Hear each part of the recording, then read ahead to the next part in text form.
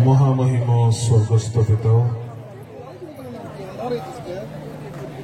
एही सभा संकलन शेष अधिवेशन तुम्भ नामर धन्यवाद करुछि। एही समय आम्भे माने तुम्भ रब शुणा चाहूछु। एणु प्रभु स्वर्ग उन्मुक्त कर राजा। एही समय तुम्भर आत्मा एठारे गमनागमन करंतु। समस्त प्रतिबंधक जिसुंक नाम दूर हो। प्रभु तुम्भ स्वर्गीय बाहिनी गण को पठाओ। समस्त विपर्यय परिवेश परिस्थिति तुम्भ द्वारा नियंत्रित संतुलित हो एवं तुम्भर एठारे उच्चारित हो। प्रभु जहा पतित मनुष्य को आउ थे सजाड़ी पारिथिला, जेउ रबरे जीवन एवं शक्ति निहित अच्छे प्रभु सही रब आंभ मानू शुणा दियो।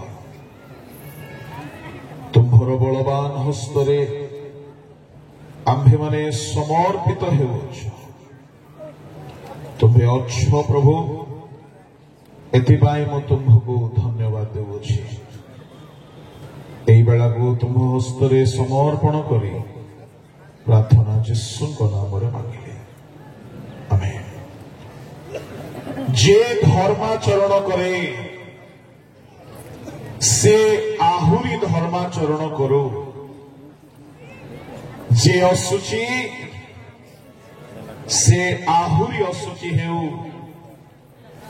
जे पवित्र से आहुरी पवित्र हेउ। जे धार्मिक से आहुरी धर्माचरण करो।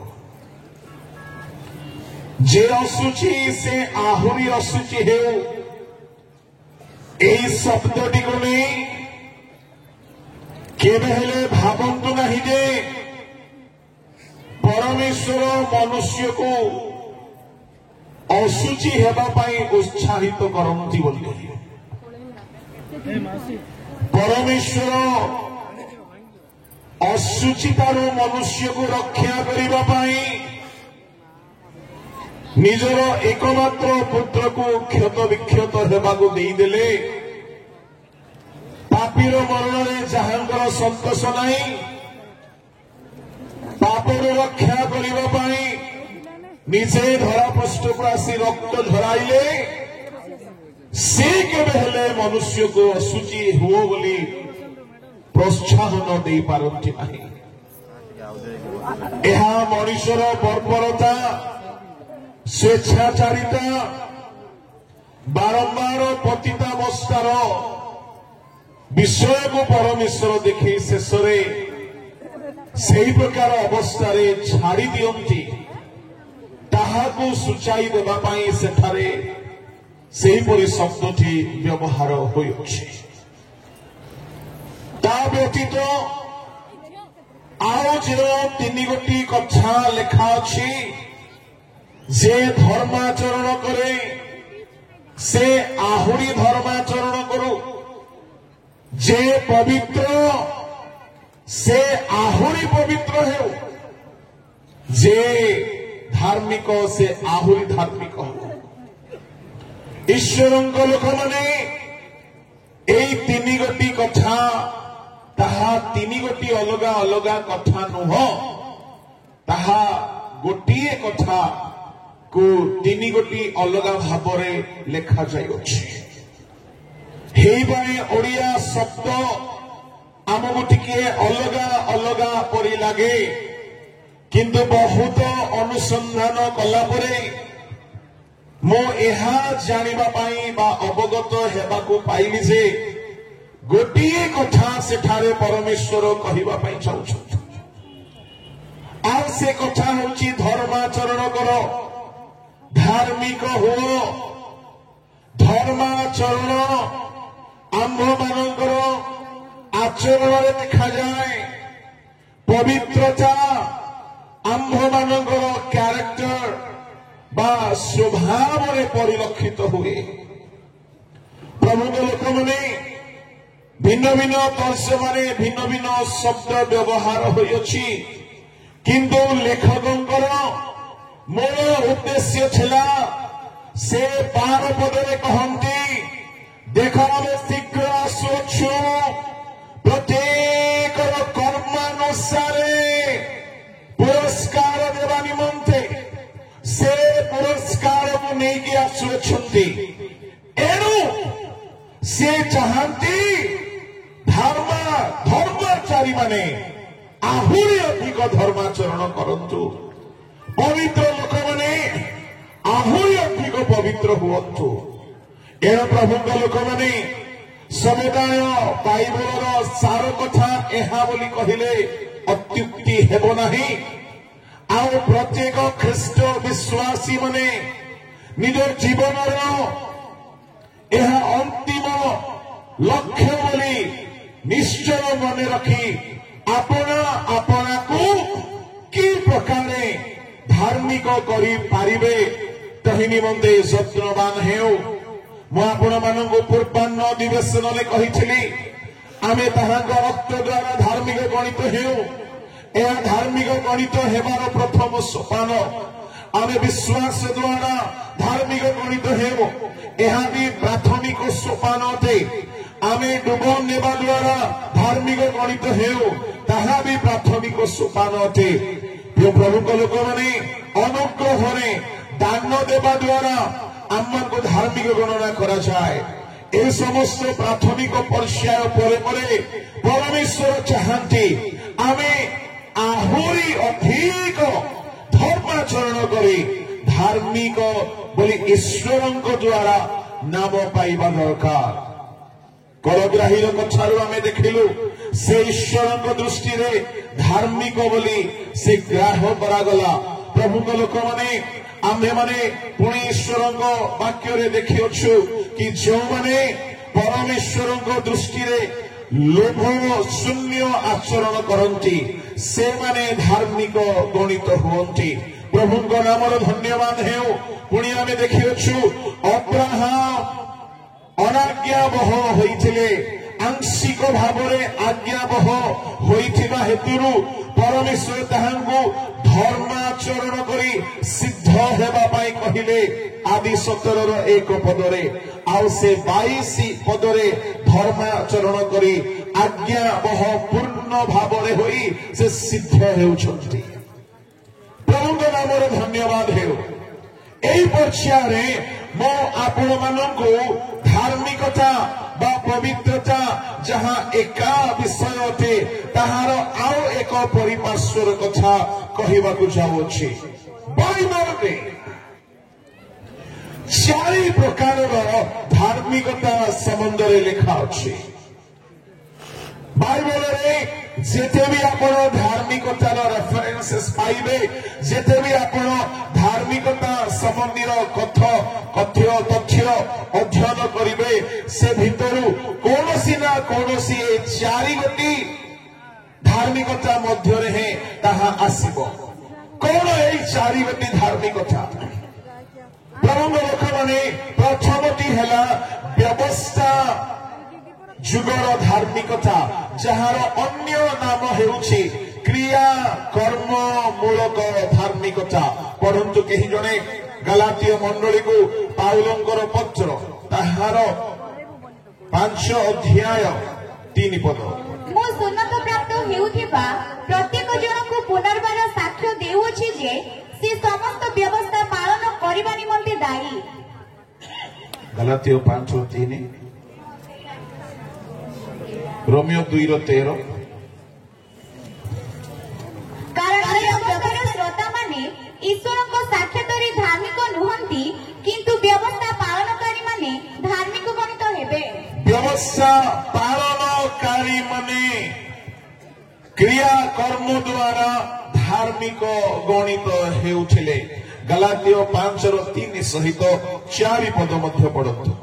ମୁଁ ଶୂନ୍ୟତା ପ୍ରାପ୍ତ ହେଉଥିବା ପ୍ରତ୍ୟେକ ଜଣକୁ ପୁନର୍ବାର ସାକ୍ଷ୍ୟ ଦେଉଅଛି ଯେ ସେ ସମସ୍ତ ବ୍ୟବସ୍ଥା ପାଳନ କରିପାରିବନ୍ତେ ତାଇ ତୁମ୍ଭେମାନେ ଯେତେ ଲୋକ ବ୍ୟବସ୍ଥା ଦ୍ୱାରା ଧାର୍ମିକ ଗଣିତ ହେବାକୁ ଚାହୁଁଅଛ, ତୁମ୍ଭେମାନେ ଖ୍ରୀଷ୍ଟଙ୍କ ଠାରୁ ବିଚ୍ଛିନ୍ନ ହୋଇଅଛ, ତୁମ୍ଭେମାନେ ଅନୁଗ୍ରହରୁ ପତିତ ହୋଇଅଛ।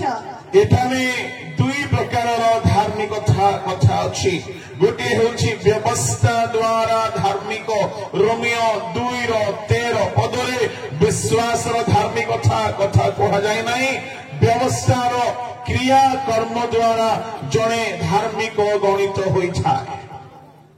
ବ୍ୟବସ୍ଥାର କ୍ରିୟା କର୍ମ ପ୍ରମୁଖ ଲୋକମାନେ ଫାରୁସୀ ମାନେ ବ୍ୟବସ୍ଥାର କ୍ରିୟା କର୍ମରେ ନିଜକୁ ଧାର୍ମିକ ବୋଲି ଗଣନା କରୁଥିଲେ। ବ୍ୟବସ୍ଥାର କ୍ରିୟା କର୍ମ ମଧ୍ୟରେ ସେମାନେ ଅନେକ ରୀତି ନୀତି ସ୍ଥାପନ କରିଥିଲେ, ଯାହାକି ଈଶ୍ୱରଙ୍କ ଦୃଷ୍ଟିରେ ଗ୍ରାହ୍ୟ ଧାର୍ମିକତାର କାରଣ ହେଉନଥିଲା। ଅଧୌତ ହସ୍ତରେ ଭୋଜନ କରିବା ଅଶୁଚି ବୋଲି କେବଳ ଧୌତ ହେବା ଲୋକମାନେ ନିଜକୁ ସୂଚି ଏବଂ ଧାର୍ମିକ ଦେଖାଉଥିଲେ। ନିଜର ବସ୍ତ୍ରକୁ ଅଧିକ ଶ୍ଵେତବର୍ଣ୍ଣ କରିବା, ଶୁଭ୍ର କରିବା, ବସ୍ତ୍ରକୁ ଧାର୍ମିକ ଭାବରେ ଦେଖାଯିବା ପରି ବନାଇବା ଏବଂ ଶ୍ଵେତ ବସ୍ତ୍ର ପରିଧାନ କରି ଲୋକମାନଙ୍କ ଦୃଷ୍ଟିରେ ଧାର୍ମିକ ଦେଖାଯିବା ପାଇଁ ସେମାନେ ଯତ୍ନବାନ କରୁଥିଲେ। ବ୍ୟବସ୍ଥାର ଧାର୍ମିକତା କେବଳ କ୍ରିୟା କର୍ମ, ଯେଉଁ କର୍ମ ସେମାନେ କରୁଥିଲେ ତହିଁରେ ଅଧିକାଂଶ ଲୋକର ମନ ସାମିଲ ହେଉନଥିଲା। ପ୍ରମୁଖ ଲୋକମାନେ ଆମେ ଉଦାହରଣ ସ୍ୱରୂପ ଦେଖିବାକୁ ପାଉ ହଫନି ପିନହାସ। ବ୍ୟବସ୍ଥା ଅନୁସାରେ ଏଲି ଯାଜକଙ୍କର 2 ପୁତ୍ର ବ୍ୟବସ୍ଥା ଅନୁସାରେ ଯାଜନ କର୍ମ କରୁଥିଲେ। ପ୍ରଥମ ସାମୁଏଲ 2:3 ସେମାନଙ୍କର କଥା ବର୍ଣ୍ଣନା କରାଯାଏ। ସେମାନେ ପବିତ୍ର ସଦାପ୍ରଭୁଙ୍କ ମନ୍ଦିରରେ ବ୍ୟବସ୍ଥା ଅନୁସାରେ ଯାଜନ କର୍ମ କରୁ କରୁ ପରମେଶ୍ୱରଙ୍କ ବ୍ୟବସ୍ଥାକୁ ଉଲ୍ଲଂଘନ କରୁଥିଲେ। ସେମାନେ କେବଳ ବଳିଦାନ ହେଉ ଏହା ଚାହାନ୍ତି, କିନ୍ତୁ ଜୀବନରେ ପବିତ୍ରତା ଆସୁ ଏହା ସେମାନଙ୍କର ଉଦ୍ଦେଶ୍ୟ ନାହିଁ।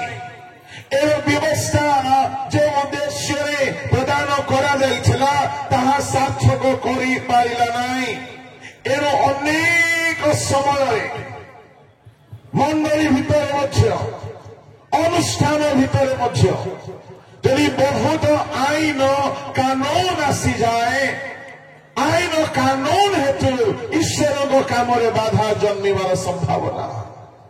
ମୁଁ ଆପଣଙ୍କୁ କହିବା ପାଇଁ ଚାହେଁ, ବ୍ୟବସ୍ଥା ଆରମ୍ଭରେ ଦିଆଯାଇଥିଲା ମଣିଷମାନଙ୍କୁ ଧାର୍ମିକ କରିବା ପାଇଁ, କିନ୍ତୁ ବ୍ୟବସ୍ଥା ଆଡ଼ରେ ପାପ ପ୍ରବେଶ କଲା। କେମିତି ପାପ ପ୍ରବେଶ କଲା ଦେଖନ୍ତୁ। ମୁଁ ଆପଣଙ୍କୁ 2 ଉଦାହରଣ ଦେବା ପାଇଁ ଚାହିଁବି।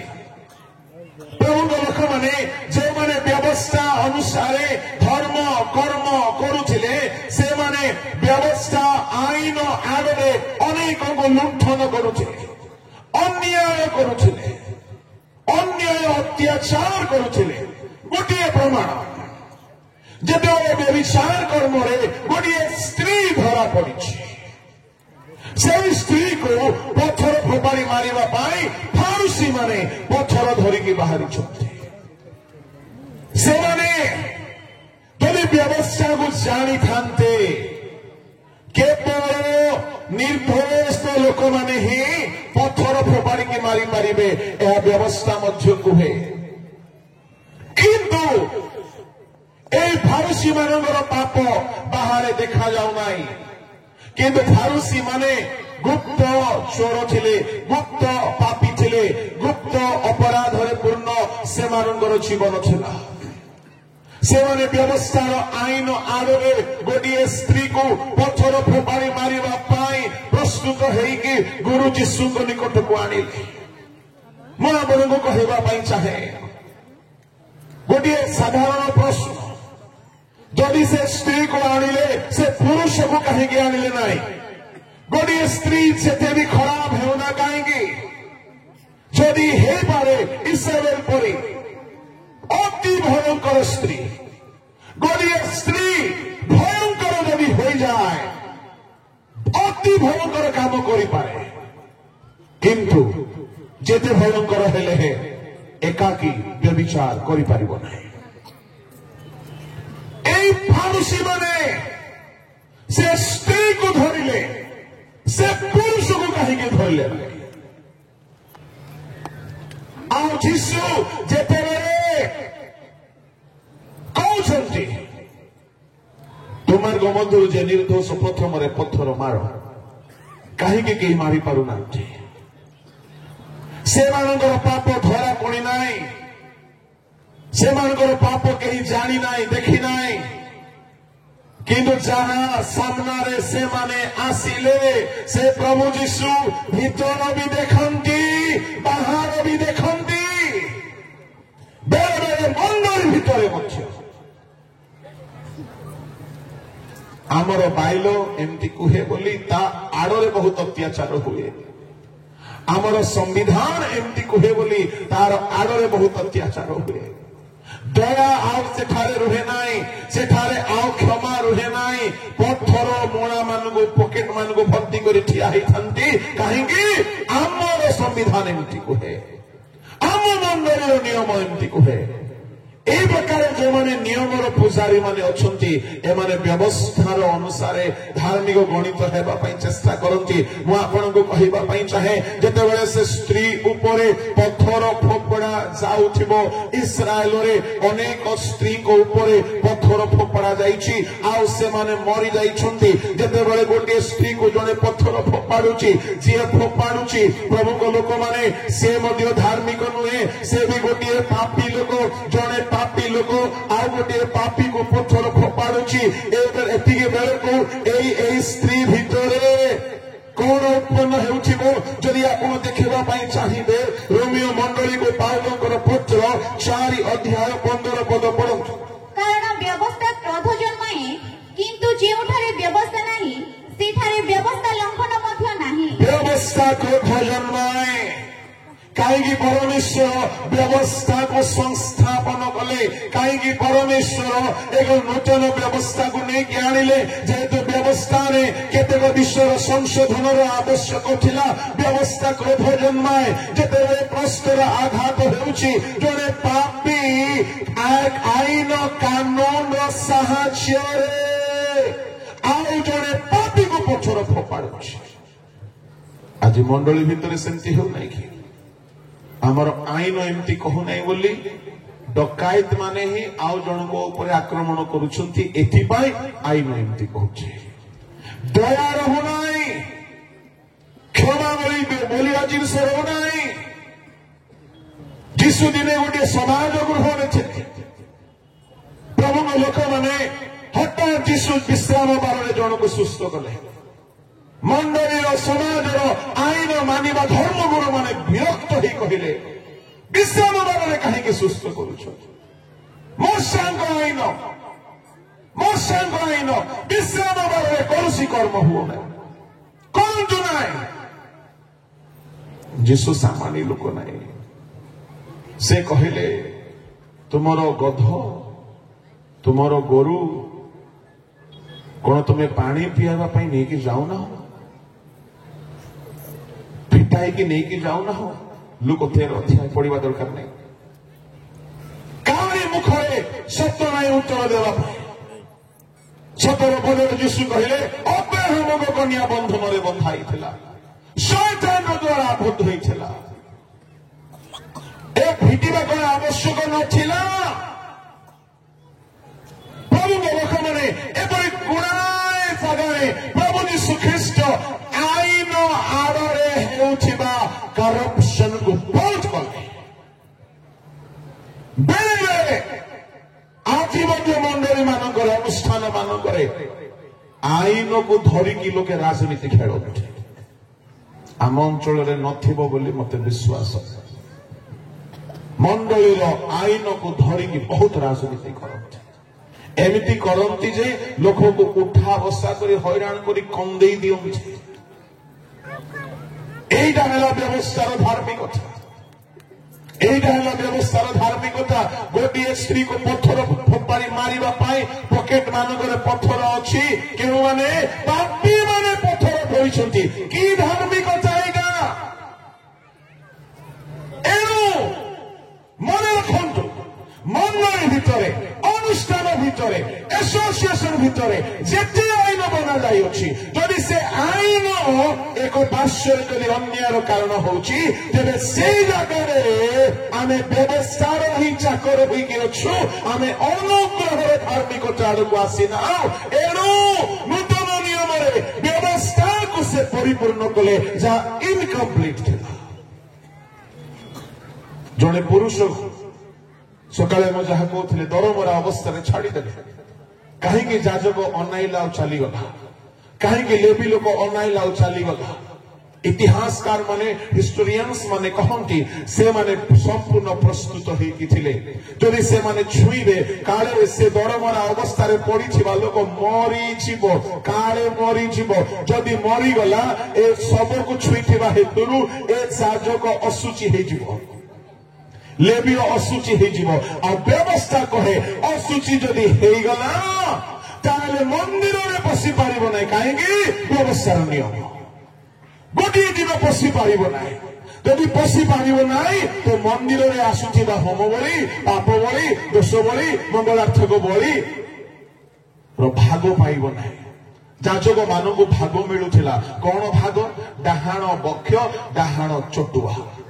ଘରେ ଆଣିକି ଖାଇବେ, ମସ୍ତ ଆରାମ କରିବେ, ଭୋଗ ବିଳାସ କରିବେ। ଲୋକ ଦରମରା ଅବସ୍ଥାରେ ପଡିଲେ ପଡିଥାଉ, କିନ୍ତୁ ଆମର ଆଇନ ଅନୁସାରେ ଆମେ ଯଦି ତାକୁ ଛୁଇଁଦେବା, କାହା ମରିଗଲେ ଆମର ଆଇନ ଅନୁସାରେ ଅଶୁଚି ହେଇଯିବା। ଏଣୁ ବ୍ୟବସ୍ଥା ମନୁଷ୍ୟମାନଙ୍କ ହୃଦୟ କଠିନ କରିଦେଲା। ଏଣୁ ବ୍ୟବସ୍ଥା କ୍ରୋଧ ଜନ୍ମାଇଲା। ବ୍ୟବସ୍ଥା ମନୁଷ୍ୟମାନଙ୍କୁ ଗର୍ବୀ କରିଦେଲା। ଏଣୁ ପ୍ରଭୁ ଯୀଶୁ ଖ୍ରୀଷ୍ଟ ଆସିଲେ ବିଶ୍ୱାସ ମୂଳକ ଧାର୍ମିକତା ସ୍ଥାପନ କରିବା ପାଇଁ। ପ୍ରଭୁଙ୍କ ଲୋକମାନେ ଏଣୁକରି ଗାଲାତୀୟ 5:4 ଆଉ ଥରେ ପଢନ୍ତୁ। ତୁମ୍ଭେମାନେ ଯେତେ ଲୋକ ବ୍ୟବସ୍ଥା ଦ୍ୱାରା ଧାର୍ମିକ ଗଣିତ ହେବାକୁ ଚାହୁଁଅଛ, ତୁମ୍ଭେରୁ ବିଚ୍ଛିନ୍ନ ହୋଇଅଛ, ତୁମ୍ଭେମାନେ ଅନୁଗ୍ରହରୁ ପତିତ ହୋଇଅଛ। ଯେତେ ଲୋକ ବ୍ୟବସ୍ଥା ଦ୍ୱାରା ଧାର୍ମିକ ଗଣିତ ହେବା ପାଇଁ ଚାହାନ୍ତି, ଖ୍ରୀଷ୍ଟଙ୍କ ଠାରୁ ବିଚ୍ଛିନ୍ନ। ପ୍ରଭୁଙ୍କ ଲୋକମାନେ ବାଇବଲରେ ବହୁତ ପ୍ରମାଣ ଅଛି। ଯୀଶୁ ଖ୍ରୀଷ୍ଟ ଆସିଲେ ବ୍ୟବସ୍ଥାର ରୀତି ନୀତି ନିୟମକୁ ସଜାଡ଼ିଲେ। ଯେହେତୁ ଆଇନ ଆଡ଼ରେ ବହୁତ କରପସନ ଚାଲିଥିଲା, ଆଜି ମଧ୍ୟ ଆଇନର ପୂଜାରୀ ମାନେ ମଣ୍ଡଳୀ ମାନଙ୍କରେ ଖ୍ରୀଷ୍ଟଙ୍କ ସହିତ ସମ୍ପର୍କ ନାହିଁ ତାଙ୍କର, ଆତ୍ମିକତା ସହିତ ସମ୍ପର୍କ ନାହିଁ ତାଙ୍କର, ଧାର୍ମିକତା ସହିତ ସମ୍ପର୍କ ନାହିଁ ତାଙ୍କର। କେବଳ ସେମାନେ ଆଇନ ଦେଖାଇକି ପ୍ରଭୁଙ୍କ କାମରେ ବାଧା ଜନ୍ମାନ୍ତି। ଯୀଶୁ ସୁସ୍ଥ କରିବା ପାଇଁ ଚାହିଁଲା ବେଳକୁ ସେମାନେ ମନା କରିବା ଲୋକମାନେ। ଯଦି ଆମେ ସେଇ ଧାର୍ମିକତାରେ ଅଛୁ, ପ୍ରଭୁଙ୍କ ଲୋକମାନେ ତାହା ଆମକୁ ଆଗମନ ବେଳକୁ ନେଇକି ଯାଇପାରିବ ନାହିଁ, ତାହା ଆମକୁ ସିଦ୍ଧ କରିପାରିବ ନାହିଁ। ଆମମାନଙ୍କୁ ପରବର୍ତ୍ତୀ ଧାର୍ମିକତାର ସ୍ତରକୁ ଆସିବାକୁ ପଡିବ। ଆଉ ସେ କଥା ହେଉଛି ନୂତନ ନିୟମର ଧାର୍ମିକତା, ଯାହାକୁ ବାଇବଲର ଭାଷାରେ ବିଶ୍ୱାସ ମୂଳକ ଧାର୍ମିକତା ବୋଲି କୁହାଯାଏ। ପରନ୍ତୁ ରୋମିଓ ମଣ୍ଡଳୀକୁ ପାଉଲଙ୍କର ପତ୍ର 4:16। ଏଣୁ ଏହି ଧାର୍ମିକତା ବିଶ୍ୱାସ ହେତୁ ମିଳେ, ଯେପରି ତାହା ଅନୁଗ୍ରହ ଅନୁସାରେ ହୁଏ, ଆଉ ତଦ୍ୱାରା ସମସ୍ତ ବଂଶ ପକ୍ଷରେ, କେବଳ ବ୍ୟବସ୍ଥାବଲମ୍ବୀ ବଂଶ ପକ୍ଷରେ ନୁହେଁ, ମାତ୍ର ଅବ୍ରାହ୍ମଙ୍କ ବିଶ୍ୱାସାବଲମ୍ବୀ ବଂଶ ପକ୍ଷରେ ସୁଦ୍ଧା ସେହି ପ୍ରତିଜ୍ଞା ଅଟଳ ରହେ। 15 ପଦରେ ଲେଖା ଅଛି, ବ୍ୟବସ୍ଥା କ୍ରୋଧ ଜନ୍ମାଏ, କିନ୍ତୁ ଯେଉଁଠାରେ ବ୍ୟବସ୍ଥା ନାହିଁ ସେଠାରେ ବ୍ୟବସ୍ଥା ଲଙ୍ଘନ ମଧ୍ୟ ନାହିଁ। ଏଣୁ ଏହି ଧାର୍ମିକତା ବିଶ୍ୱାସ ହେତୁ ମିଳେ, ଯେପରି ତାହା ଅନୁଗ୍ରହ ଅନୁସାରେ ହୁଏ, ଆଉ ତଦ୍ୱାରା ସମସ୍ତ ବଂଶ ପକ୍ଷରେ, କେବଳ ବ୍ୟବସ୍ଥାବଲମ୍ବୀ ବଂଶ ପକ୍ଷରେ ନୁହେଁ, ମାତ୍ର ଅବ୍ରାହ୍ମଙ୍କ ବିଶ୍ୱାସାବଲମ୍ବୀ ବଂଶ। ଏହା ଗୋଟିଏ ଆହୁରି ଅଲଗା ପ୍ରକାର ବଂଶ, ବିଶ୍ୱାସ ଅବଲମ୍ବନକାରୀ ବଂଶ ପକ୍ଷରେ ପ୍ରଭୁଙ୍କ ଲୋକମାନେ ସେ ପ୍ରତିଜ୍ଞା ଅଟଳ ରହେ। ବିଶ୍ୱାସ ଦ୍ୱାରା ଧାର୍ମିକ ଗଣିତ ହେବା, ଏହା ଧାର୍ମିକ ହେବାର ତୃତୀୟ ପର୍ଯ୍ୟାୟ। ରୋମିଓ ତାର 4 ଅଧ୍ୟାୟର 11 ପଦ ପଢନ୍ତୁ। ସେ ଅସୁନ୍ନତି ଅବସ୍ଥାରେ ବିଶ୍ୱାସ ସକାଶେ ଧାର୍ମିକ ଗଣିତ ହୋଇ ସେଥିର ମୁଦ୍ରାଙ୍କ ସ୍ୱରୂପେ ସୁନ୍ନତ ଚିହ୍ନ ପାଇଲେ, ଯେପରି ଅସୁନ୍ନତି ଅବସ୍ଥାରେ ଥିବା ସମସ୍ତ ବିଶ୍ୱାସୀଙ୍କ ପକ୍ଷରେ ଧାର୍ମିକତା ଗଣନା କରାଯିବା ନିମନ୍ତେ ସେ ସେମାନଙ୍କର ପିତା ହୁଅନ୍ତି। 4:2-3 ମଧ୍ୟ ପଢିବ। କାରଣ ଅବ୍ରାହମ ଯଦି କ୍ରିୟାକର୍ମ ଦ୍ୱାରା ଧାର୍ମିକ ଗଣିତ ହେଲେ, ତେବେ ତାହାଙ୍କ ଗର୍ବର କାରଣ ଅଛି, କିନ୍ତୁ ଈଶ୍ୱରଙ୍କ ନିକଟରେ ନୁହେଁ। କାରଣ ଶାସ୍ତ୍ର କଣ କୁହେ? ଅବ୍ରାହମ ଈଶ୍ୱରଙ୍କ ଠାରେ ବିଶ୍ୱାସ କଲେ, ଆଉ ତାଙ୍କ ପକ୍ଷରେ ତାହା ଧାର୍ମିକତା ବୋଲି ଗଣିତ ହେଲା। ଅବ୍ରାହମ ବିଶ୍ୱାସ କଲେ, ପ୍ରଭୁଙ୍କ ଲୋକମାନେ ତାହା ତାଙ୍କ ପକ୍ଷରେ ଧାର୍ମିକତାର କାରଣ ହେଲା। ଧ୍ୟାନ ଦେଇ ଶୁଣିବେ, ଅବ୍ରାହମ ବିଶ୍ୱାସ କରନ୍ତେ ଅବ୍ରାହମ ଧାର୍ମିକ ଗଣିତ ହେଲେ। ପ୍ରଭୁଙ୍କ ଲୋକମାନେ ଆମ୍ଭମାନଙ୍କ ପାଇଁ ମଧ୍ୟ ତାହା କୁହାଯାଇଅଛି। ଯଦି ଆମେ ପଢିବା ଅବ୍ରାହମଙ୍କର ବିଶ୍ୱାସ କି ପ୍ରକାର ବିଶ୍ୱାସ, ଯାହାକି ତାଙ୍କୁ ଧାର୍ମିକ ଗଣିତ କରାଇଲା। ଆଜି ତ ଭୂତମାନେ ବି ବିଶ୍ୱାସ କରନ୍ତି ବୋଲି ଆମେ ଦେଖୁ। ଯାକୋବ 2:19 ପଦରେ ପଢିବା ଦରକାର ନାହିଁ। ସମସ୍ତେ ବିଶ୍ୱାସ କରନ୍ତି। ବିଜାତୀୟ ମାନେ, ଅଣଖ୍ରୀଷ୍ଟିଆନ ମାନେ, ସ୍ୱଜାତି ମାନେ, ଆମ ସ୍ୱଜାତି ସମ୍ପ୍ରଦାୟର ମଦୁଆ ମାନେ ବି ବିଶ୍ୱାସ କରନ୍ତି। ଚୋର ମାନେ ବି ବିଶ୍ୱାସ କରନ୍ତି। ବ୍ୟଭିଚାରୀ ମାନେ ବି ବିଶ୍ୱାସ କରନ୍ତି। ଭୂତ ପ୍ରେତ ବି ବିଶ୍ୱାସ କରେ। କିନ୍ତୁ ସେ ବିଶ୍ୱାସ ଧାର୍ମିକ ଗଣନା କରିବ ନାହିଁ। ପ୍ରଭୁଙ୍କ ଲୋକମାନେ ବିଶ୍ୱାସ କେଉଁ ପ୍ରକାର ବିଶ୍ୱାସ, ମତେ ଯଥେଷ୍ଟ ସମୟ ନାହିଁ ତାହାକୁ ବିସ୍ତୃତ କହିବା ପାଇଁ, କିନ୍ତୁ ଆଗାମୀ ଦିନମାନଙ୍କରେ ତାହା ନିଶ୍ଚୟ ଆପଣ ସୋସିଆଲ ମିଡିଆ ଦ୍ୱାରା ପାଇପାରିବେ। ତହିଁରୁ ମୁଖ୍ୟ ବିଷୟ ମୁଁ କେବଳ ଆପଣମାନଙ୍କୁ କହିବି, ଅବ୍ରାହମ କେଉଁ ପ୍ରକାର ବିଶ୍ୱାସ କଲେ, ଯାହାକି ତାଙ୍କ ନିମନ୍ତେ ତାହା ଧାର୍ମିକତା ବୋଲି ଗଣିତ ହେଲା।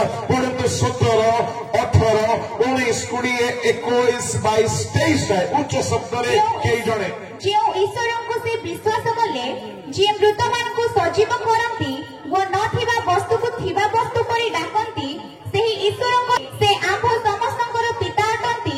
ଯେପରି ଲେଖା ଅଛି, ଆମ୍ଭେ ତୁମ୍ଭକୁ ବହୁ ଜାତିର ପିତା କରିଅଛୁ, ଏହିପରି ତୁମ୍ଭର ବଂଶ ହେବ। ଏହି ଯେଉଁ କଥା କୁହାଯାଇଥିଲା, ତଦନୁସାରେ ସେ ଯେପରି ବହୁ ଜାତିର ପିତା ହୁଅନ୍ତି, ସେଥି ନିମନ୍ତେ ଆଶା ନଥିଲେ ସୁଦ୍ଧା ଆଶା ରଖି ସେ ବିଶ୍ୱାସ କଲେ। ତାଙ୍କ ବୟସ ପ୍ରାୟ 100 ବର୍ଷ ହେବାରୁ ସେ ଆପଣା ଶରୀରକୁ ମୃତବତ୍ ଓ ସାରାଙ୍କ ଗର୍ଭକୁ ମୃତ ବୋଲି ବିବେଚନା କଲେ ସୁଦ୍ଧା ବିଶ୍ୱାସରେ ଦୁର୍ବଳ ହେଲେ ନାହିଁ, ବରଂ ଈଶ୍ୱରଙ୍କ ପ୍ରତିଜ୍ଞା ପ୍ରତି ଦୃଷ୍ଟିପାତ କରି ଅବିଶ୍ୱାସ ହେତୁ ସନ୍ଦେହ କଲେ ନାହିଁ। କିନ୍ତୁ ଈଶ୍ୱର ଯାହା ପ୍ରତିଜ୍ଞା କରିଅଛନ୍ତି ତାହା ସାଧନ କରିବା ନିମନ୍ତେ ମଧ୍ୟ ସେ ଯେ ସକ୍ଷମ, ଏହା ଦୃଢ ରୂପେ ଜାଣି ତାହାଙ୍କୁ ଗୌରବ ଦେଇ ବିଶ୍ୱାସରେ ବଳବାନ ହେଲେ। ଏଥିପାଇଁ ମଧ୍ୟ ଏହା ତାଙ୍କ ପକ୍ଷରେ ଧାର୍ମିକତା ବୋଲି ଗଣିତ ହେଲା। କେଉଁଥିପାଇଁ ଅବ୍ରାହମଙ୍କୁ ଧାର୍ମିକ ବୋଲି ଗଣନା କରାଗଲା? ତାଙ୍କର ବିଶ୍ୱାସର କେତେଟି କର୍ମକୁ ଆମେ ଦେଖିବା। ଆସନ୍ତୁ, କଣ କଣ ସେ ବିଶ୍ୱାସରେ କଲେ।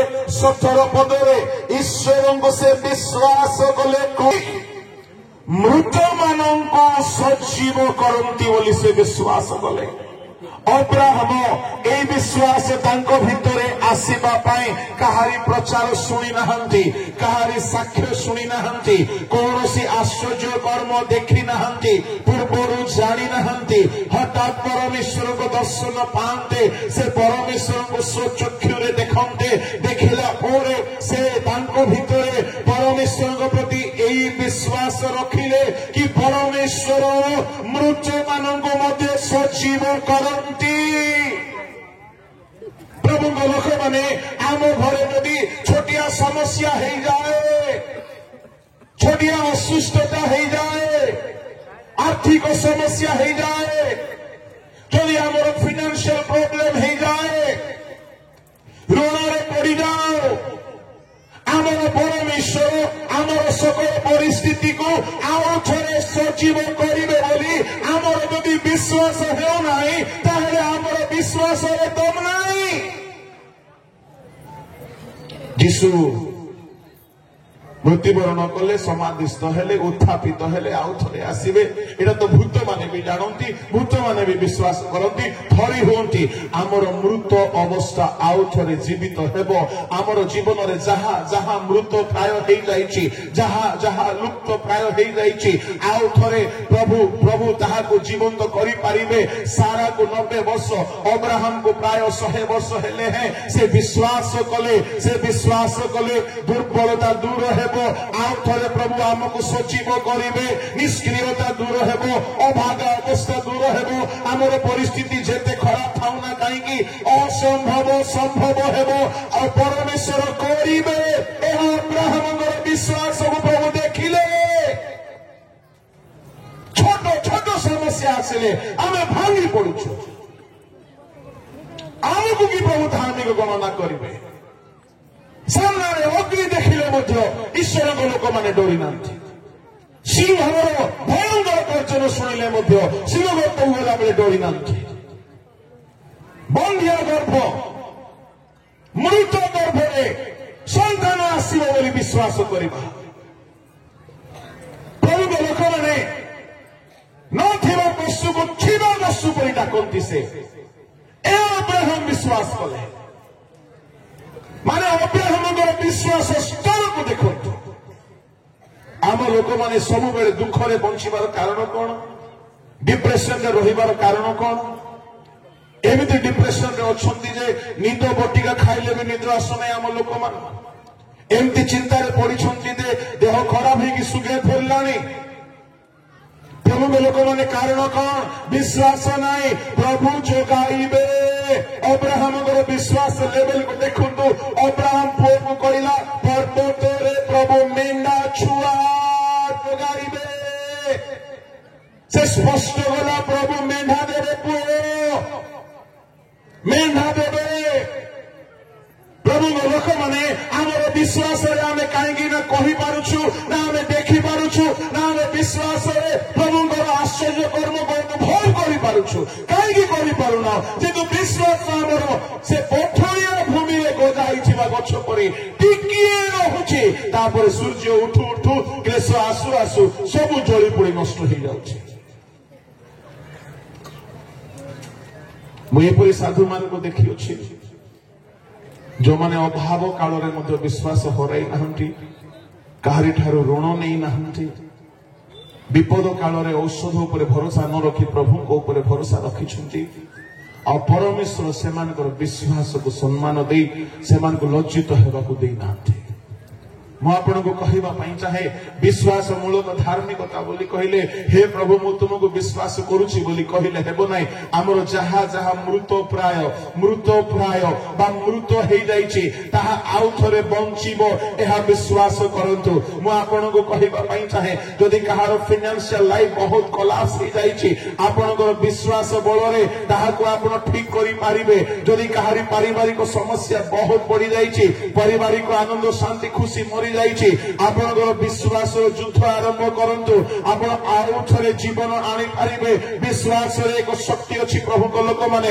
ଆଉ ପରମେଶ୍ୱର ଚାହାନ୍ତି କି ଆପଣ ସବୁବେଳେ କାନ୍ଦି କାନ୍ଦି ରୁହନ୍ତୁ ନାହିଁ। ବିଶ୍ୱାସ କରିବା ଲୋକମାନଙ୍କୁ ଚିନ୍ତା ହୁଏ ନାହିଁ। ମୁଁ ଆପଣଙ୍କୁ କହିବା ପାଇଁ ଚାହେଁ, ବିଶ୍ୱାସ ଷ୍ଟାର୍ଟ ହେଲେ ଚିନ୍ତା ସମାପ୍ତ ହେଇଯାଏ, ଆଉ ଚିନ୍ତା ଷ୍ଟାର୍ଟ ହେଲେ ବିଶ୍ୱାସ ସମାପ୍ତ ହେଇଯାଏ। କୋଉଟା ଆପଣଙ୍କର ଷ୍ଟାର୍ଟ ହେଇକି ରହୁଛି? ଈଶ୍ୱରଙ୍କ ବେଦୀରେ ଏକ ବିଶେଷ ସଭାରେ ମୁଁ କହୁଅଛି, 1995ରୁ ଆଜି ପର୍ଯ୍ୟନ୍ତ ମୁଁ କେବେ ଚିନ୍ତା କରିନାହିଁ। ଏହା ଆତ୍ମବଡ଼ିମା ବୋଲି ଭାବନ୍ତୁ ନାହିଁ। ବିଶ୍ୱାସରେ ଆମକୁ ସେମିତି ଚାଲିବା ପାଇଁ ପ୍ରଭୁ ଦୟା କରୁଥିବାରୁ ମୁଁ ଆପଣମାନଙ୍କର ଉତ୍ସାହ ପାଇଁ କହୁଅଛି। ଆର୍ଥିକ ସମସ୍ୟା ଆସେ, ମୁଖମଣ୍ଡଳରେ ଦେଖାଯାଏ ନାହିଁ। କାହିଁକି ଦେଖାଯାଏ ନାହିଁ? ଅଳ୍ପ ବିଶ୍ୱାସୀ ମାନେ ଚିନ୍ତା କରନ୍ତି ଆମେ ବଡ ବଡ ନେତା କର୍ମକର୍ତ୍ତା ବକ୍ତା ହେଲେ କଣ ହେବ? ବିଶ୍ୱାସରେ ତ ମୃତ ପ୍ରାୟ ଆମର ଜୀବନ। ଟିକେ କଥାରେ କାନ୍ଦି ମରୁଛୁ। ପ୍ରଭୁଙ୍କ ଲୋକମାନେ କାହିଁ ଆମର ବିଶ୍ୱାସ? ପ୍ରଭୁ प्रभु कहले हे अल्पविश्वासी माने कहीं चिंता करुछ कौन खाइब कौन पीब कौन पिंधिब ताने अविश्वासी मान अल्पविश्वासी मान को चिंता हुए। अब्राहम विश्वास स्तर को देखु प्रभु नथिबा जगह थिबा परी काम करती मृत को से जीवित करती। आउ तले लेखा अछि अति सुंदर कथा टिके पढंतु 18 पद। एहिपरि तुमर वंश हेबो एही जे कथा कहा जायतिला तदनुसारे से जेपरि बहु जातिर पिता हुअंती सेथि निमते आशा नथिले सुधा आशा रखी से विश्वास कले। आशा नथिले सुधा आशा रखिले। डॉक्टर कहिदेबो तुम पाई किछि आशा नाय। समस्त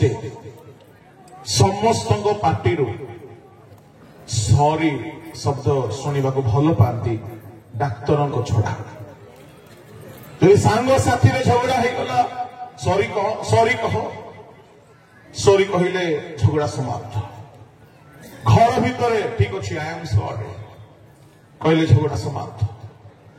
समस्त सॉरी शुणा भल लगे। ऑपरेशन थिएटर रू बाहर की जदि डॉक्टर कहीदेव आई एम सॉरी सरला पाइट समस्ते सॉरी बोली कहतु सीना डॉक्टर केबे हेले सॉरी बोली बेले डॉक्टर माने कहिबे नो होप सर किछि रास्ता नहीं there is no medicine at all. मो पादरे गोटे प्रॉब्लम ही थिला हम राधम बाबू जानत डॉक्टर को देखैली से कहला इसके लिए कोई दवाई नहीं है। तो मैंने क्या बोला मनी मन मालूम है मैं बेवकूफ हूं कि आपके पास आया। डॉक्टर बोला है बीमारी का नाम लेकर के मेरे पांव में एक प्रॉब्लम था इन्फेक्शन था। बोला इसका कोई इलाज नहीं है ये ला इलाज बीमारी है। तो मैंने तुरंत मन में कहा ये हो ही नहीं सकता। अगर अब्राहम का परमेश्वर जिंदा है अगर मैं उसका कादिम हूं जो परमेश्वर आशा नहीं रहने से भी कर सकता है तो ये क्यों नहीं होगा। कहीं की है बनाए जो थारे दुनिया में साइंस सरी जाए से थारे विश्वास और साइंस स्टार्ट हुए। जो थारे दुनिया विज्ञान फेल हो जाए से थारू प्रभु को विज्ञान स्टार्ट हुए जो मान विश्वास थाए। मु कहली प्रभु मो हजार हजार लोक सामने ठिया होची लोके आम पाखक को प्रार्थना पे आसुचंती मु पादरे घा धरिकी बोलिबी एटा ठीक है बोला एटा ठीक है बोला सेते बेले मते प्रभु बुझिबा को देले यात्रा 15 रो 26 होची तुम पय औषध पढंतु। तुम्हे जेबे आपणा सदा प्रभु परमेश्वर को वाक्य रे मनोयोग करो व ताहाको दृष्टि रे जहा उचित ताहा करो व ताहाको आज्ञा रे कर्ण दियो व ताहाको विधि समस्त विधि गोटे हेले छाड़ीबा को हेबो नाही समस्त विधि पालन करो। तेबे आम्भे मिस्रीय लोकमानकु जे सब रोग भोग कराइलु ताहा सब तुम मानकु भोग करबा को देबा नाही कारण आम्भे सदा प्रभु तुम्हर आरोग्यकारी। आम्भे तुम्हर आरोग्यकारी जेबे तुमे आम्भर वाक्य रे मन बुझोग करिवो जेबे आम्भर वाक्य अनुसार चलिवो तेबे जे रोग मिश्रीय मानकु भोग कराइबा को देलु आमे ताहा तुमकु भोग करबा को देबा नाही। I am the god that healeth thee। ए वाक्य को मत प्रभु बुझिबा को देले किछि तो अछि सजाड़ीबार बाकी अछि। मु निजको समीक्षा करी बसिली प्रभु को पाखरे कौन मोर दुर्बलता कहीं एमती है प्रभु मते बुझिबा को देले किछि दुर्बलता अछि। उपवास करी अनुताप करी सजाड़ीबा परे किछि दिन भितर बिना औषध रे सुस्थ ही गले। Hallelujah hallelujah. एथिरे बुझा पड़ुछि ईश्वर वाक्य ठारे बड़ औषध किछि नाई ताहा अनुसार निजको सजाड़ो प्रभु के लोक माने आशा नथिले हे आशा रखंतु एपरि विश्वास आपनको धार्मिक गणित करब।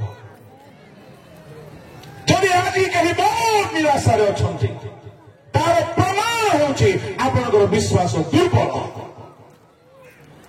आशा नथिले हे आशा रखंतु ए अब्राहम रखिथिले कि कथा आशा नहीं वकील को पचार जदि कौन से समस्या नहीं कि आज्ञा कौन से वो केस जीतबे कि से कोई आशा नहीं डॉक्टर को कहे कि रोग नहीं कि देखाइबे से कह आशा नहीं मुझे आपन को कहवाई चाहे एपरी अनेक अनेक जीवन में घटी अच्छी से सब कहीकि समय नापी चाहे ना आपण जीवन में जदि आज कौन प्रकार निराशा बसी सब जगह जाई सब चेष्टा करी आपण हारी जाइछंती आज वाक्य आपण प्रभु कहते शुणु आशा रखंतु जे तो अब्राहम प्रभु मरी नहांती से बंची आशा नथिले हे आउ थोड़े आशा रखिकी विश्वास प्रार्थना करंतु असंभव को संभवकारी प्रभु आमर खाली कहले हेबो नाही अनुभव करबा को हेबो एही हेतु अब्राहम धार्मिक गणित हेले एही हेतु प्रभु को एते खुशी लागिथिबो एते संतुष्ट लागिला जे आशा नथिबा जाने मनुष्य मते आशा रखि विश्वास कला आउ तळको पडो छियो आउ कोन थला तांको बयस प्राय 100 वर्ष हेबारु से आपणा शरीर को मृतक व सारा को गर्भ को मृत बोली विवेचना कले सुधा विश्वास रे दुर्बल हेले नाही से जानिले विवेचना कले जे आमे मरि दैछु दुई जण जाको बुढा पड़ी ना मु बापा ही पारिबी ना से मा ही पारिबो we are totally scientifically totally physically dead There is no hope at all. बुढ़ा बोली जदि गायनिकोलॉजिस्ट पाखकु जाइछन्ते बा फर्टिलिटी स्पेशलिस्ट पाखकु जाइछन्ते से कहि थांता गुडे 20 वर्ष तळे आसीथिले there may be some hope किंतु से माने प्रभु को लोक माने समय पार हे गला सुनंतु सुनंतु सुनंतु ध्यान रे एठारे जदि कहि अछंती भाबुछंती मो समय सरी गलानी मो लाइफ रे किछि करि पारि नाही मो आपन को ईश्वर को दास हिसाब रे कहू अछि you are never late you are not at all late your late is not final your failure is not final मो आपन को कहबा पई चाहे आपन केबे बेले भाबंतु नाही मोर समय सरी गला आ किछि हेई पारिबो नाही जे दो अब्राहम परमेश्वर आमर परमेश्वर अटंती सब समय पार हेला परे हे परमेश्वर ताको बापा हेबार सौभाग्य दे आमे हेई पारे theologically बहुत strong references wise बहुत strong but what about our faith life कौन सी आशा नथिले से आशा रखिले जो माने प्रभु को ठारे आशा रखंती लिखा होची हिंदी रे बहुत सुंदर शब्द जिन्होंने उसकी ओर आश लगाया उनका मुंह कभी काला नहीं हुआ जो माने तांको ऊपर आउजी पड़ी छंती से माने केबे लज्जित होई नांती से माने केबे निराश होई नांती प्रभु को लोक माने अब्राहम एते सस्तारे धार्मिक होई नांती आज्ञा एई प्रकार भरोसा रखिले एई प्रकार विश्वास रखिले एनो तळको पढंतु बरं ईश्वरଙ୍କ प्रतिज्ञा प्रति दृष्टिपात करी अविश्वास हेतु संदेह कले नाही से संदेह कले नाही लिसन केयरफुली से संदेह कले नाही हमको काहे के संदेह आसुची ए हम कहबा पई चाहे से काहे के संदेह कले नाही जेहेतु संदेह ताको काहे की आसिला नाही सुनंतु लिसन केयरफुली ताको संदेह न आसीबार कारण प्रभु दिने गोटिए कथा कहिथिले आमे तुमरो वंश को आकाशर तारा परि करिबा समुद्रर बाली परि असंख्य करिबा परमेश्वर ए जो प्रतिज्ञा करिथिले एपटे प्रतिज्ञा तो अछि किंतु यारे बयस सरी सरी जाउची यारे मुह जाको पूरा बुढ़ा बुढ़ी परि हेडी जाउची देहरे बल शक्ति नाही मेडिकली साइंटिफिकली टोटली से माने डिस्क्वालिफाइड नॉट एट ऑल वर्दी एपटे प्रतिज्ञा अछि कोन उल्टा तुमरो वंश कोटिए पुओ हेबो नाही तुमरो वंश आकाशर तारा परि असंख्य हेबे प्रतिज्ञा गुटे आडे अलगा अछि यारे शरीर आ गुटे और अलगा हे जाउछि प्रभु को लोक माने सेते बेर को से शरीर को बेसी अनाइले नाही बुढ़ा बुढ़ी रो देह को बेसी देखिले नाही प्रतिज्ञा को दृढ़ करी धरिले जो माने ईश्वर को वाक्य पाइछो प्रतिज्ञा पाइछ पाइछ जो प्रतिज्ञा खाली प्रचार करने दिया जाए ना धरवाई दिया जाए वाक्य को धरतु धरिकी युद्ध करतु धरतु ईश्वर को प्रतिज्ञा। अब्राहम जितेबाला बलि करने पुओ को लेकिन गले से प्रतिज्ञा को आगुरी धरी कहीं बलि कला पचारे प्रभु कहीं तुम प्रतिज्ञा पुओ तो 2 खंड होगी पड़ी तुम प्रतिज्ञा कहीं अब्राहम भल जानी से मिथ्या प्रतिज्ञा करती ना मिथ्या कहवा असंभव सदा प्रभु जिहोवा जिरी तो से जिहोवा जिरी थिले से जिहोवा जिरी अछंती जिहोवा जिरी रहिबे से जिहोवा रफा तो थिले अछंती रहिबे तांके मिथ्या कहि पारंती नाही आमको तांकर प्रतिज्ञा केते बेले धरिबा को पड़िबो एपटे आमर परिस्थिति ओलटा ही कि चलिला बेले भी वाक्य को धरंतु वाक्य को धरिकी कहे करंतु दाबी करो। अब्राहम प्रतिज्ञा को धरिले प्रभु कही सारा को कही आलो तू बुढ़ी हो गले बुढ़ा हो गले किंतु जो प्रभु को आमे पाइछु से बुढ़ा हो ना शक्ति वृद्ध हो ना प्रतिज्ञा एबे मध्य जीवंत अटे संदेह करवा ना प्रतिज्ञा को धरिकी भरोसा रखिले वाक्य को धरिकी भरोसा रखा शिखु वाक्य को धरिकी भरोसा रखा शिखु प्रभु लोक मैंने कौन है झी तल को पढ़ किंतु ईश्वर जहाँ प्रतिज्ञा करियछंती ताहा साधन करिबा निमंते से जे सक्षम एहा दृढ़ रूपे जानी ताहाको गौरव देई विश्वास रे बलवान हेले गौरव देले अनेक स्कॉलर माने कहंती प्रतिज्ञा को धरिकी प्रभु को गौरव देले thank you lord for your promises प्रभु तुमरी प्रतिज्ञा पाई तुमको धन्यवाद तुमे कहिछो देबो बोली I believe in your promises lord I thank you you have given me प्रभु तुमे मते देइछो एति पाई धन्यवाद आपण गौरव देवा स्टार्ट करंतु जिरियो कांथ पड़िबा पूर्व इस्राएलियो माने प्रशंसा कले पड़िबा परे करि नाहंती पूर्वरु करंतु जीसु रोटी भांगिबा आगरु धन्यवाद देले आपण धन्यवाद दियंतु तापर से रोटी रे मिराकल देखिबे धन्यवाद दियंतु कांथ पड़ी जीवो चिरिहर आपनक प्रतिबंधक दूर हो अब्राहम परमेश्वर को गौरव देले प्रभु लोक माने बंदी गृह रे प्रथमे पाउले शिला गौरव देले तापर भूमिकंप हेला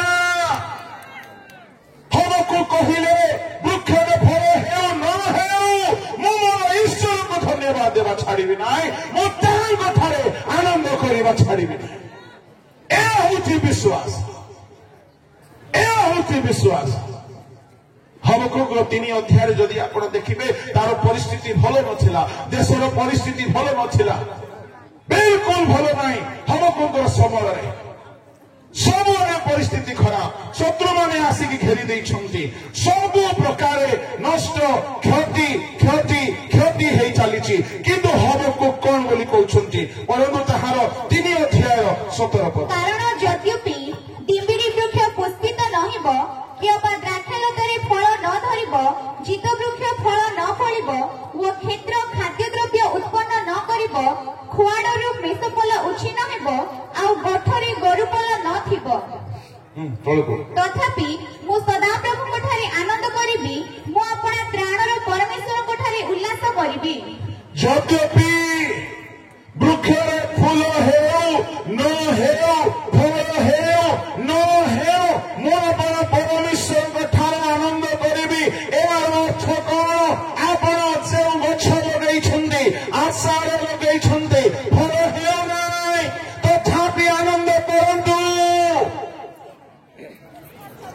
जो माने सब प्रकार समस्या भितर आनंद करंती जो माने विश्वास रे बड़वा कांथ भांगी गला परे नाचिबाटा बड़ कथा नाही सुफ समुद्र पार होला परे मरियम नाचिला सेटा बड़ कथा नाही जो माने आश्चर्य कर्म न देखण विश्वास रे ପାଇଅଛୁ ବୋଲି ଧନ୍ୟବାଦ ଦିଅନ୍ତି, ତାହା ବଡ଼ ବିଶ୍ୱାସ ଅଟେ।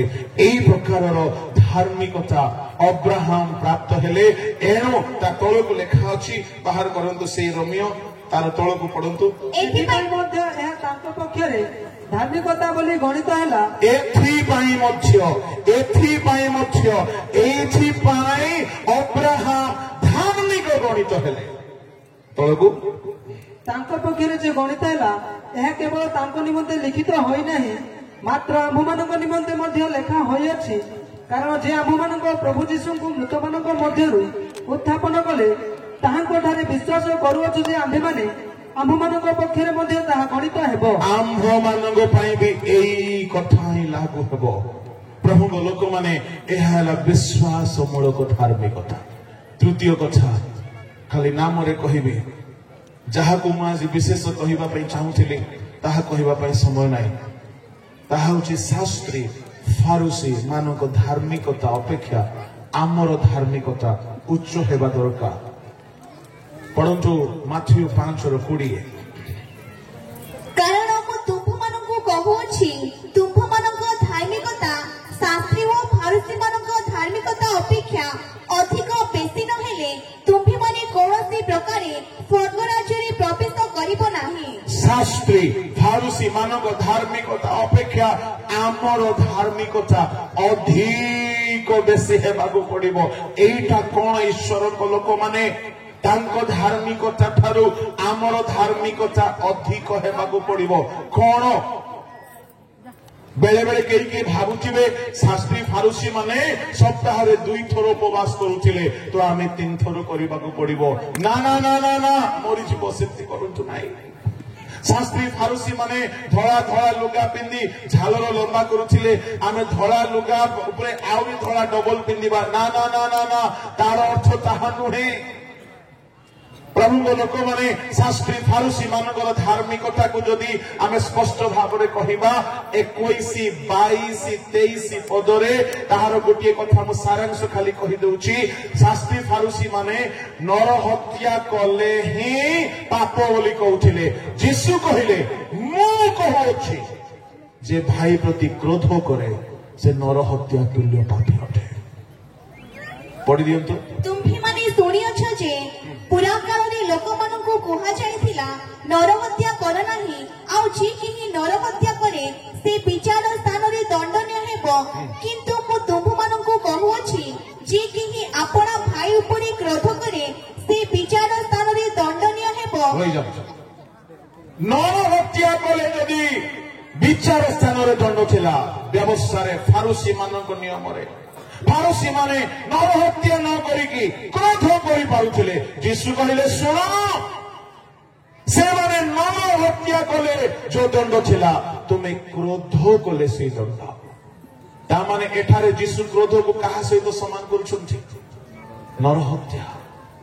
ଆମେ ଏଠାରେ କେତେ ଲୋକ ଅଛୁ, ଡୁବ ନେବା ଦିନ ପରଠାରୁ ଆମେ କ୍ରୋଧ କରିନାଉ। କେତେ ଲୋକର ହାତ ଉଠିବ? କ୍ରୋଧ ଶୂନ୍ୟ ଜୀବନ ଯଦି ଆମର ନାହିଁ, ଆମ ଧାର୍ମିକତା ଫାରୁସୀ ସାଧୁକୀ ମାନଙ୍କ ଠାରୁ ଅଧିକ ନାହିଁ। ଆଉ କ୍ରୋଧ ହୃଦୟରୁ ବାହାରେ। ମାଥିଉ 15:19-20 ଅନୁସାରେ ନର ହତ୍ୟା, ଅଶୁଚିତା, ଚୌର୍ଯ୍ୟ, କାମୁକତା ସବୁ ହୃଦୟରୁ ବାହାରେ। ପ୍ରଭୁଙ୍କ ଲୋକମାନେ, ବାହାରେ ହତ୍ୟା ହେଲେ ହିଁ ହତ୍ୟା ନୁହଁ, ମନରେ ଯଦି କ୍ରୋଧ ଅଛି ତାହା ହତ୍ୟା ସହିତ ସମାନ ଅଟେ। ତଳକୁ ଯୀଶୁ ଆଉ ଗୋଟିଏ ଏକ୍ସପ୍ଲେନ କଲେ, ଫାରୁସୀ ମାନଙ୍କ ଧାର୍ମିକତା ଠାରୁ ଆମର ଧାର୍ମିକତା କେମିତି ଅଧିକ ହେବା ଦରକାର। 25, 26, 27 ପଦରେ କହିଲେ, ଯଦି କେହି ବେଦୀ ନିକଟକୁ ଆସୁଅଛ, ଆଗେ ଯାଇ ମିଳିତ ହୁଅ। ପୁରାତନ ନିୟମ ଲୋକମାନେ ଶତ୍ରୁତା ରଖିଥିଲେ, ଶତ୍ରୁତା ଥାଇକି ମଧ୍ୟ ବେଦୀରେ ଆସି ବଳି ଚଢେଇକି ପଳେଇ ଯାଉଥିଲେ। ଯୀଶୁ କହିଲେ, ଶାସ୍ତ୍ରୀ ଫାରୁସୀ ମାନଙ୍କ ପରି ହୁଅ ନାହିଁ। ତୁମର ଧାର୍ମିକତା ଖାଲି ବେଦୀର ସେବାରେ ନାହିଁ, ତା ପୂର୍ବରୁ ମିଳିତ ହୁଅ। ତା ତଳେ ଆହୁରି ଯୀଶୁ ଏକ୍ସପ୍ଲେନ କଲେ, ତୁମେ ଶୁଣିଅଛ ବ୍ୟଭିଚାର କର ନାହିଁ, ମୁଁ ତୁମକୁ କହୁଛି ଶୁଣ, ଯଦି ମନରେ ଭାବନା କଲ, ଚକ୍ଷୁରେ ଅନାଇଲ, ବ୍ୟଭିଚାର କଲା ପରେ। ତାମାନେ ପୁରାତନ ନିୟମରେ शरीर रे पाप हेले ही पाप हेउथिला किंतु नूतन नियम रे फारूसी मानक ठारू आम धार्मिकता को बड़ प्रभु देखिबा पई चाहंती तार अर्थ होची आम मन मध्य रे पाप न आसो पूरा अध्याय यदि आपण देखिबे जीशु संपूर्ण स्पष्ट वर्णना करिसथि पुरातन नियम रे लेखा अछि शपथ करो नाही मु तुम मान को कहू अछि तुम्हें जम्मा शपथ करिवो नै हां कथा हां पुरातन नियम रे लेखा अछि चक्षु परिवर्ते चक्षु जीशु कहिले तुमरो जहार नाही ताको अंग रखा भी दे दियो शत्रु को प्रेम करो प्रतिशोध नाही प्रभु लोक माने आओ केबे जदि सुजोग हुए मु ताहाको वर्णना करिबी मु एतिगिरे समाप्त करिया पई चाहूची आंभ मानकर धार्मिकता शास्त्री फारूसी मानक ठारू अधिक हेबा दरकार चतुर्थ कथा केही हेले आत्म धार्मिक न हेउथु सेल्फ राइचियस आत्म धार्मिकता ईश्वर को दृष्टि रे ग्राह्य धार्मिकता साधन करे नाही या चतुर्थ धार्मिकता फारूसी माने आपना को धार्मिक देखाई होउथिले प्रभु आमान को साहाय्य करंतु आमानकर धार्मिकता विश्वास मूलक धार्मिकता हेउ आम मानकर धार्मिकता पवित्र मूलक धार्मिकता हेउ आम मानकर धार्मिकता आउ गोटे कथा कही कि मु समाप्त करूची जेतेबेले से दिन विचार सभा बसिबो अनेकों को प्रभु कहिबे मु क्षुधित थिली मु तृषित थिली मु उलंग थिली मु पीड़ित थिली तुमे मते खाइबा को देलो पिंधिबा को देलो संखोलिबा को आसिलो हे धार्मिक माने ए मानक धार्मिक बोली कहला धार्मिक माने कहले प्रभु आमे केबे कोनु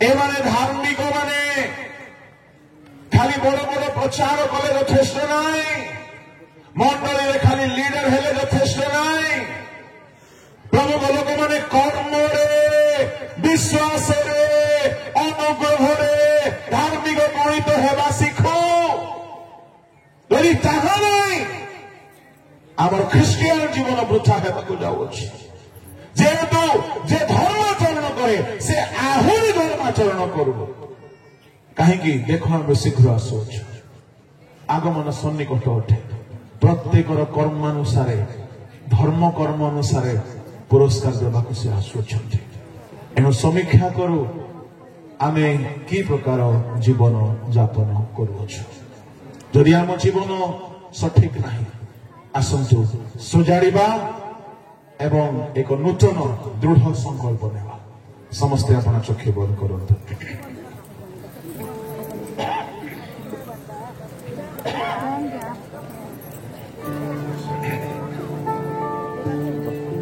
जीसु को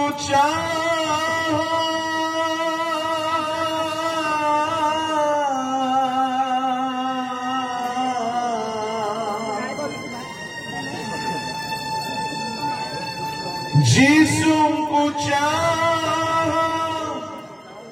पाई बुसाहा वेदना बुझिब तोरो